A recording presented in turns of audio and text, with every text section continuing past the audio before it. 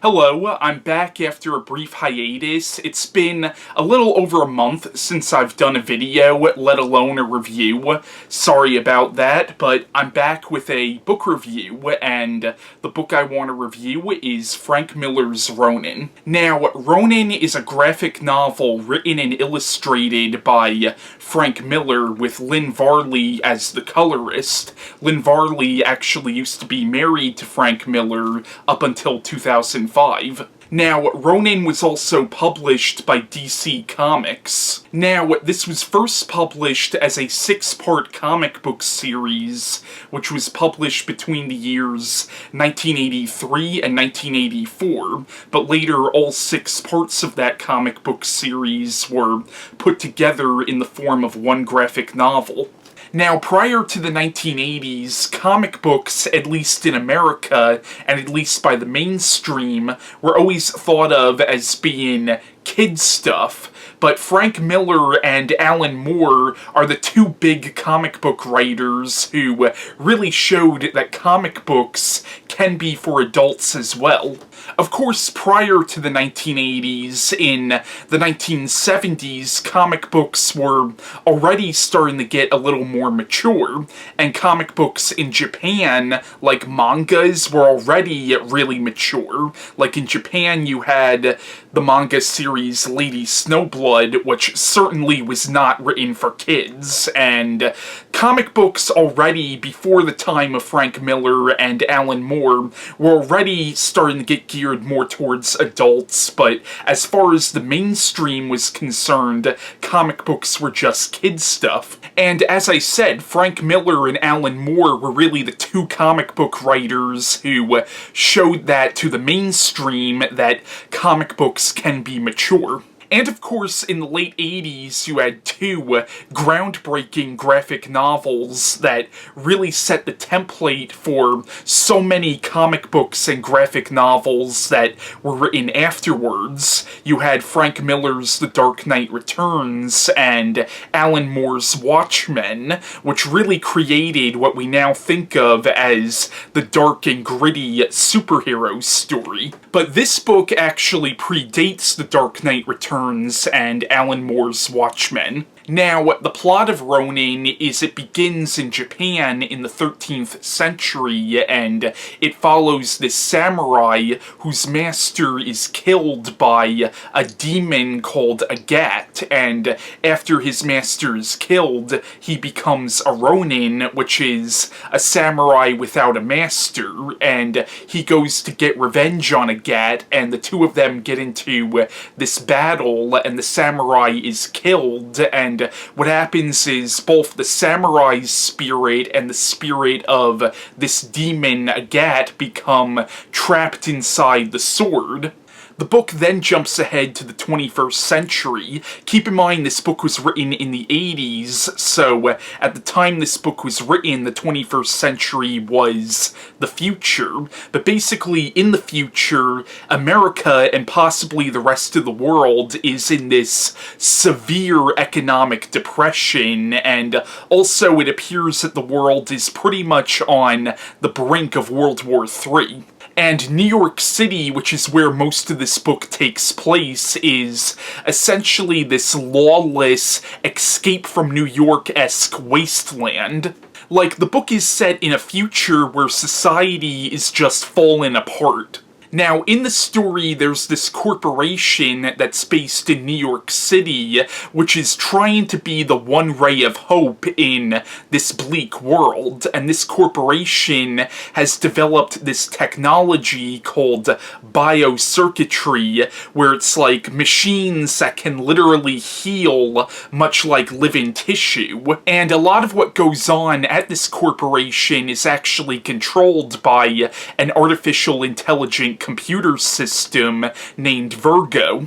And the story starts following this man named Billy, who was actually born without arms and legs, and he's being used as the test subject for these robotic limbs. So something happens in the beginning of this story where both the spirit of this Ronin as well as the demon Agat are freed, and the Ronin ends up taking over the body of Billy, and then Billy physically transforms into the Ronin. And then the demon Agat actually kills the head of this corporation and takes on the form of this man, and under the guise of the head of this corporation, he's now trying to use the technology that this corporation has developed to bring about the end of the world as we know it. Now, a lot of the story actually follows this woman named Casey, who is the wife of the man who developed a lot of this technology, and she's also the head of security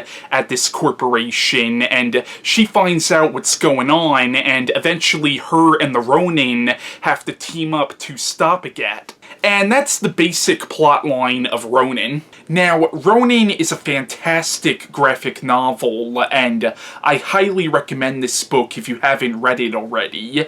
And it's a really unique mix between a samurai epic and a dystopic cyberpunk story. And I really like the mix between fantasy and science fiction and even horror. There's also some political satire in this as well. And this is actually a really deep story, and there's a lot of aspects of this book that are really left open to the reader's interpretation. For example, there are two villains in this story. There's the demon Agat, and there's also the artificial intelligent computer system that controls everything at this corporation, Virgo, and at first she doesn't come off as a villain, but as the story goes on, she very much becomes sort of a secondary antagonist in the story. But in the story, you see science and magic start to combine in such a way where you're not really sure who's controlling who. Is Agat controlling Virgo, or is Virgo controlling Agat? And also, the ending of this book very much leaves it open for interpretation. And there's a lot of social commentary in this book about technology and about where we're heading with our technology and about how technology affects society. And there's also a lot of commentary in this book on belief and fantasy and the line between fantasy and reality and how blurred that line really is. And the characters in this comic are also really good as well, especially the character of Casey, who I would argue is really the main protagonist of this story. She's really the main character.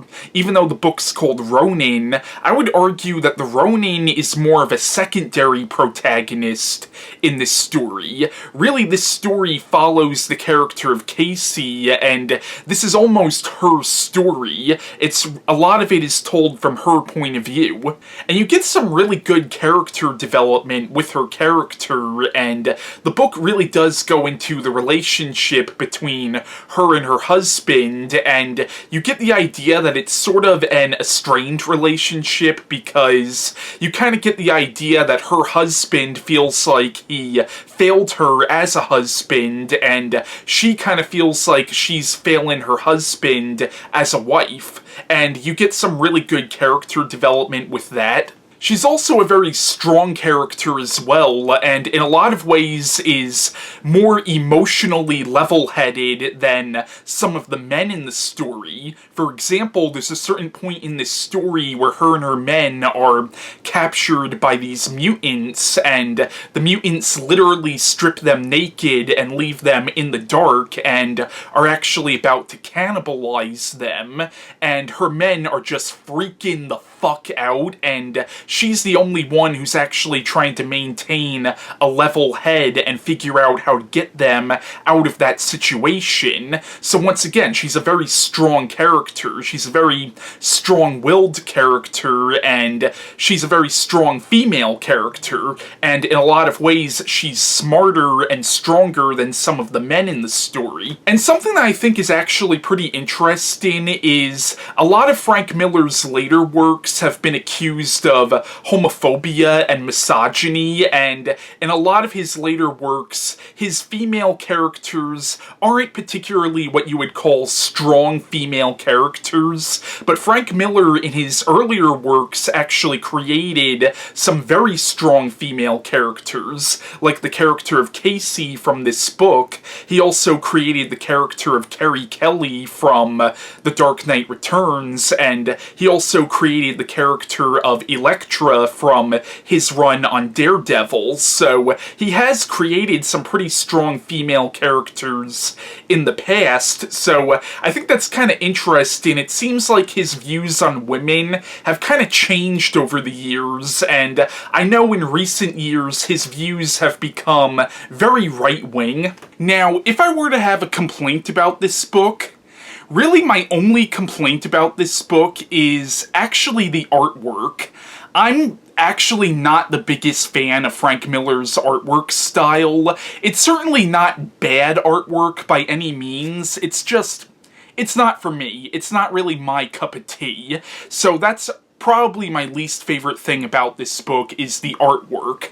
Once again, I'm not really a fan of Frank Miller as an artist. I'm more of a fan of him as a writer. But yeah, Ronin is an excellent graphic novel, and if you haven't read this, I would definitely recommend it. Now, this book has had a pretty big influence on comic books that followed this. Like, this was actually one of the things that inspired Teenage Mutant Ninja Turtles. This book also really paved the way for a lot of Frank Miller's later works, like The Dark Knight Returns, and Batman Year One, and Sin City, and 300. Also, the TV series Samurai Jack was actually very much inspired by this comic. Now, in the late 90s, Darren Aronofsky, who directed films like Pi and Requiem for a Dream, was actually in talks to direct a film adaptation of this book, but unfortunately that didn't really work out, but